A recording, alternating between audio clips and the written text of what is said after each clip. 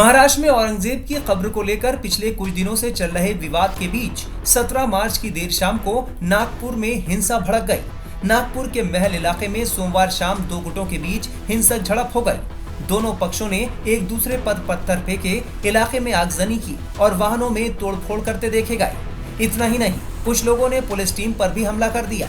इस हमले में एक वरिष्ठ पुलिस अधिकारी समेत कई पुलिसकर्मी और आम लोग घायल हो गए। उपद्रवियों ने तोड़फोड़ तो की ही, साथ ही गाड़ियों को भी आग के हवाले कर दिया। वहीं घरों में भी आग लगाने की कोशिश की। हिंसा और उपद्रव के मामले में 50 से ज्यादा लोगों को हिरासत में लिया जा चुका है। सागर जी, मैं जानना चाहूँगा कि पहले ये मैं जानना चाहूँगा कैसे यहाँ पर लोग आए, क्या कुछ हुआ, कितने बजे के आसपास ये घटना? उस वक्त हम तो ये इस मूवमेंट में ये नहीं थे, इधर नहीं, मैं खड़ा नहीं था, हम चिकनीस पार्क के उधर खड़े थे। पर सब मजमा सुनियोजित तंत्र से सब मजमा गली में गए। राम मंदिर गली हमारी, सब हमारे हिंदू सब समाज रहता है, तो इधर सुनियोजित करके लोगों के घर में पत्थरबाजी करना, ये कार बिठा दी, तो घर भी जलाने की कोशिश की। और आगे जाइए तो वो कार फूटी हुई दिखेगी आपको पूरी, ये लंबी लाइन। तो आप इसे सुनियोजित क्यों कह रहे हैं, क्यों मानते हैं? नहीं, एक दिन का ये प्लानिंग से काम होता है, एक दिन का ये विषय नहीं है, एक दिन में ऐसे होता नहीं। बराबर 200-300 का माप गले में घुसता है, हर एक गुस्से में गले घुस के मारना, ये सुनियोजित है। ये वैसे समय पे कभी कोई विषय होता नहीं, ये प्लानिंग का काम है। मैं आपको पहले एक तस्वीर दिखाना चाहूँगा। यहाँ पर जो एक गाड़ी पूरी जल करके खाक हो चुकी है और उसके नीचे देखिए कितना बड़ा पत्थर जो यहाँ पर फेंका गया है और ये गाड़ी पूरी जल गई। और जैसे कि स्थानीय लोग बता गए कि यहाँ पे घरों को भी जो है आग घर में लगाने की कोशिश की गई। क्या घरों में भी लोग घुसे, क्या वहाँ पर भी तोड़फोड़ करेंगे? ये दुर्गर जी का घर है यहाँ पर बाजू में, उनके घर में भी पत्थर वगैरह मारे और वो सब मास्क वगैरह पहन के आए थे। कितने लोगों? कम से कम 150-200 लोग इकट्ठा आए थे। कुछ शोर भी कर गए थे, नारेबाजी भी कर? नारेबाजी तो हम तो उधर थे, लेकिन कल्ला सुनाई दे रहा था। तो आपको क्या लगता है कि आपको भी लगता है कि ये सुनियोजित? एकदम सुनियोजित प्लान था। इतना इकट्ठा सारा चारों बाजू से पूरा लोग आना, ये कोई मामूली बात नहीं है। और बहुत से गाड़ी फोड़ी, जिसमें उनका मुस्लिम लोगों का गाड़ी पे नाम रहता, उनको उन्होंने ही कुछ टारगेट नहीं बनाया। और जो हिंदू लोग हैं, जैसे गाड़ी पे श्री राम जी लिखा रहता, उनके गाड़ी को टारगेट बनाया उन्होंने। मतलब जैसे बताइए, वो बता देना। हाँ, गणपति का क्या बताएं? समझ जैसा गणपति का चित्र है, ये कार पे तो उनको मालूम है हिंदू की गाड़ी है करके, तो थोड़ी है जी। आप मुझे कुछ बता रहे थे कि कहाँ पर मुस्लिम सामने में पूरी मुस्लिम बस्ती है, उनकी यहाँ की एक भी कार नहीं टूटी गई। रास्ते पे गाड़ी है, लेकिन जहाँ पर ये गली में जो हिंदू के नाम लिखे हैं, श्री राम लिखा है या कुछ स्वस्तिक निकाला है, वही गाड़ी फोड़ी गई। ये एक चौंकाने वाला बड़ा खुलासा जो है वो स्थानीय लोग कह गए। ये आपका मकान है? हाँ, ये मेरे बाजू में मेरी माँ पेशेंट है, मैंने 90 साल की पेशेंट है, उठना नहीं होता, ये नहीं था, बिल्कुल बाजू के। वो धूप की वजह से उनको कैसा तो भी बेचैनी हुए, उनको हिलाया, फिर हमने भाई क्या लेके गए। अभी तो कितने बजे की घटना है? उस वक्त आप कहाँ थे? भाई दुकान में था। अच्छा, तो आपको घर से फोन आया? घर से फोन आया और क्या बोले? कि ऐसा ऐसा माहौल है, आप इधर मत आओ। अच्छा, तो उनको किसने अस्पताल पहुंचाया? कौन घर में उस वक्त कौन था? महिलाएं थी? हाँ, फिर हाँ, मिसेस तीसरी बार, वो मेरा लड़का था, बच्चा था। तो वो तो काफी ज्यादा जो है ऐसे वक्त में वो डर गए होंगे, क्योंकि बच्चे हैं, लेडीज हैं। डरे तो थे। हाँ, मेरे को दुकान में था, दुकान में फोन आया कि आप इधर मत आओ, ऐसा ऐसा माहौल है। तो मैं अपने भाई के यहाँ गया, फिर मेरे को पता चला कि मैं वहाँ का ऐसा ऐसा, तो उन्होंने वो बाजू वाले के कार लिया और उसमें भैया के यहाँ पहुँचा दिया। तो यहाँ पर जो स्थानीय लोग बड़ा एक चौंकाने वाला खुलासा कर गए। एक तो ये कि जो पूरी भीड़ थी वो चेहरा उठ नहीं सकती थी, पूरी भीड़ में थी।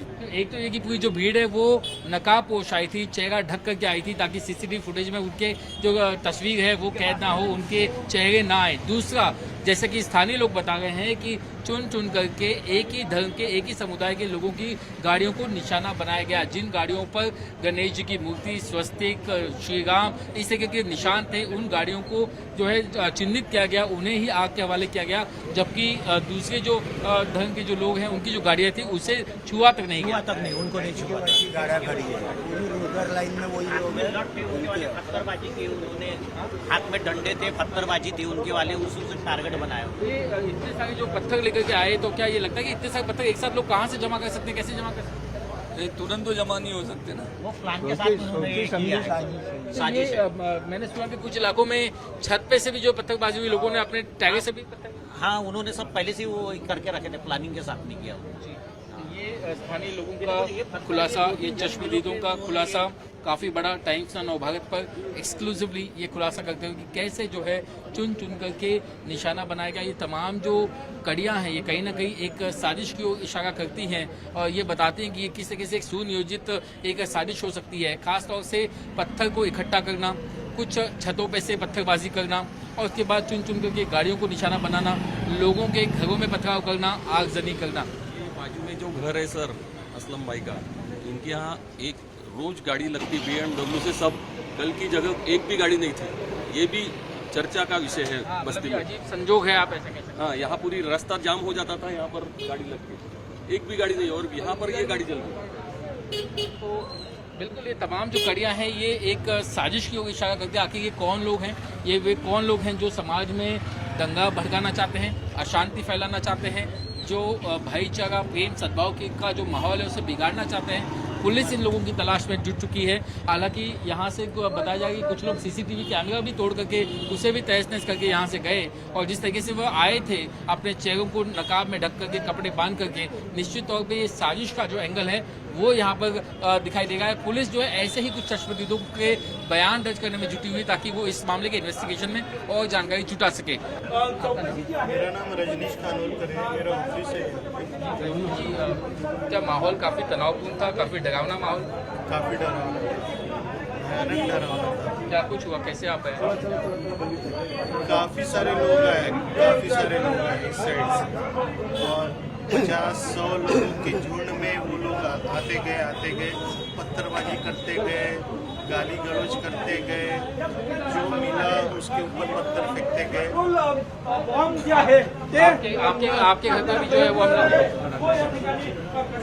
ये देखिए तस्वीर में आपको विनायक आपको दिखाना चाहूँगा कि ये चीज़ फेंके गए, दगड़ फेंके गए, पत्थर फेंके गए, ऊपर तक ये ऊपर के घाट फोड़े गए।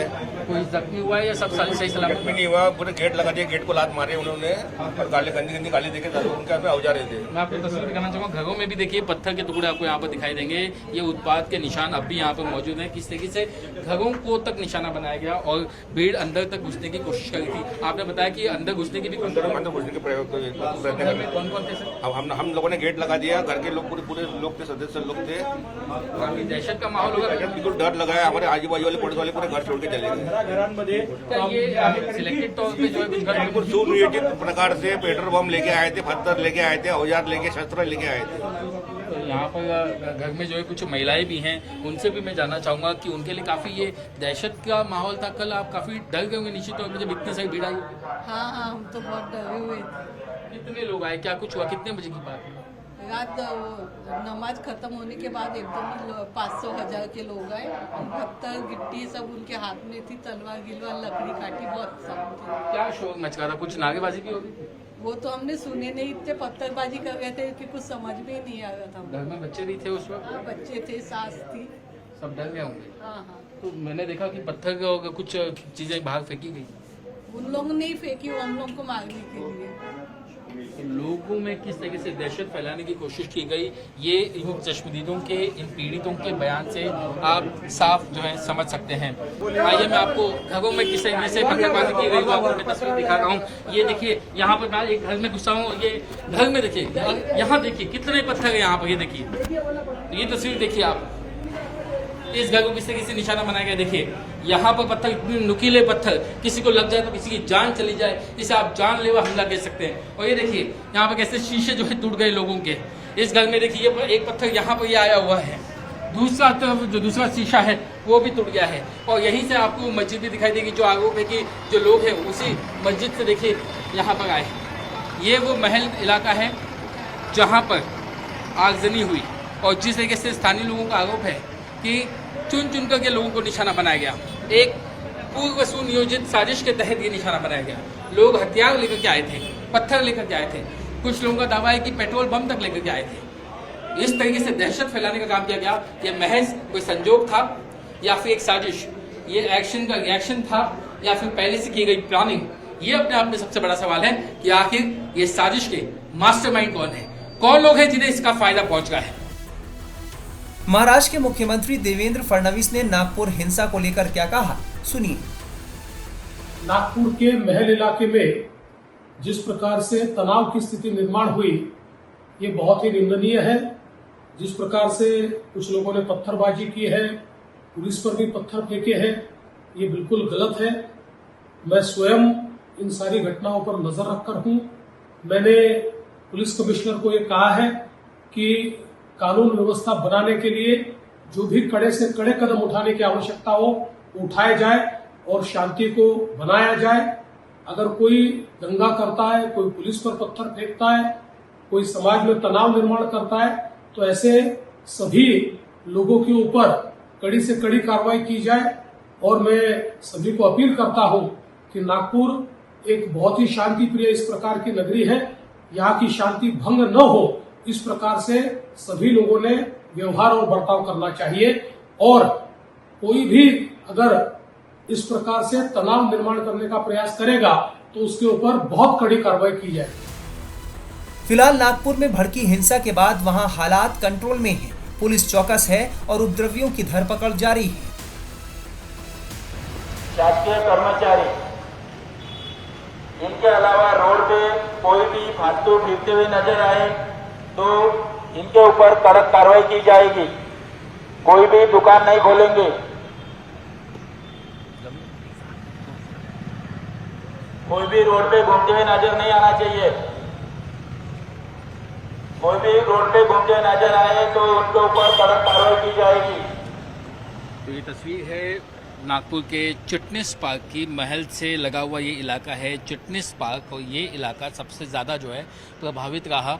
यहाँ पर जो भगदड़ हुई, यहाँ पर काफ़ी ज़्यादा जो है पत्थरबाजी हुई, काफ़ी ज़्यादा जो है यहाँ पर नुकसान हुआ। देखिए आपको ये इलाका दिखाना चाहूँगा क्योंकि किस तरीके से यहाँ पर ये एक मुस्लिम बहुल्य इलाका जिसे आप देख सकते हैं। यहाँ पर ये एक मस्जिद है, यही वो इलाका है जहाँ पर पुलिस के ऊपर जो है पत्थरबाजी हुई। और अब फिलहाल जो है पुलिस यहाँ पर लगातार पेट्रोलिंग कर गई है, लगातार ये अनाउंसमेंट कर गई है कि यहाँ पर संचार बंदी यानी कर्फ्यू जो है वो लागू किया गया है। ऐसे में जिन लोगों को कोई काम नहीं है वो बेवजह अपने घर से बाहर ना निकले। और आप देखेंगे जितनी जो यहाँ पर दुकानें हैं, तमाम जो दुकानें हैं वो यहाँ पर बंद हैं। तो आज सिर्फ स्कूल जो है वो आसपास के वो कुछ खुले हुए हैं, मेडिकल जो जहाँ होंगे वो कुछ खुले हुए हैं, लेकिन यहाँ पर बाकी तमाम जितनी जो ये दुकानें हैं इन दुकानों पर आपको ताला दिखाई देगा। आगे मैं आपको एक गाड़ी दिखाऊंगा जिसे किस तरीके से जो हुड़दंगी हैं, जो उत्पाद मचाने वाले हैं, उन्होंने अपना निशान बनाया। ये देखिए तस्वीर देखिए, यहाँ पर यहाँ कुछ पत्थर थे, ईंटें थी, उन्हें फ़िलहाल अब उठा लिया गया है। ये दंगों के निशान यहाँ पर अब भी दिखाई दे रहे हैं। और ये वो एक गाड़ी है, देखिए इस गाड़ी को देखकर क्या आप अंदाज़ा लगाइए कि किस तरीके से दंगाइयों ने यहाँ पर आकर के इस गाड़ी को अपना निशाना बनाया है। इस गाड़ी के शीशे जो हैं वो टूटे हुए हैं, सिर्फ एक तरफ से ही नहीं बल्कि चारों तरफ से इस गाड़ी को अपना निशाना बनाया गया है। वहीं दूसरी तरफ मैं आपको ये एक क्रेन दिखाऊंगा, एक जेसीबी मशीन जिसे आगजनी की गई और इसे आग के हवाले कर दिया गया। ये देखिए ये पूरी मशीन जो है, पूरी जेसीबी मशीन जो क्रेन है, ये जल करके खाक हो चुकी है और इसका खाक, इसकी जो राख है वो अब तक यहाँ पर पड़ी हुई है। तो ये तस्वीर है नागपुर के महल इलाके की, चिटनिस पार्क की, जहाँ पर आगजनी हुई, दंगाइयों ने उत्पाद मचाया, पुलिस पर हमला किया और उसके बाद गाड़ियों को भी आग के हवाले किया। इस पूरी घटना में तकरीबन 20 से 25 लोगों के अब तक जख्मी होने की शुरुआती रिपोर्ट है, जिनमें कुछ पुलिस वाले भी शामिल हैं। बताया जा रहा है कि 500 से 1000 लोगों की भीड़ जो है वो अचानक से आ गई थी और उसके बाद में दो गुटों के बीच में तनाव बढ़ा और दंगा हुआ।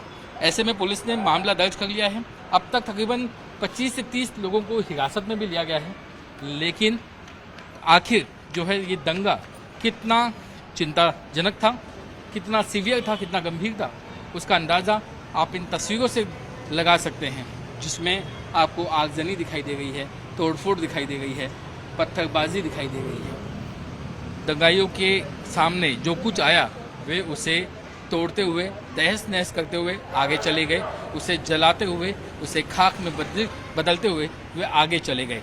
फिलहाल इस पूरे इलाके में हालात जो हैं वो काबू में हैं। पुलिस लगातार लोगों से अपील कर रही कि वे अफवाहों पर यकीन ना रखें, शांति बनाए रखें। ऐसे में जल्द ही यहाँ पर जो पूरी व्यवस्था है और ज़्यादा बहाल कर दिया जाएगा और यहाँ पर इस रास्ते के दोनों तरफ जो है पुलिस बल तैनात किया गया है। SRPF की राइट कंट्रोल की अलग अलग जो टुकड़ियाँ हैं वो भी यहाँ पर तैनात की गई हैं। बता दें कि मुगल शासक औरंगजेब को लेकर महाराष्ट्र में पिछले कई दिनों से बवाल मचा है।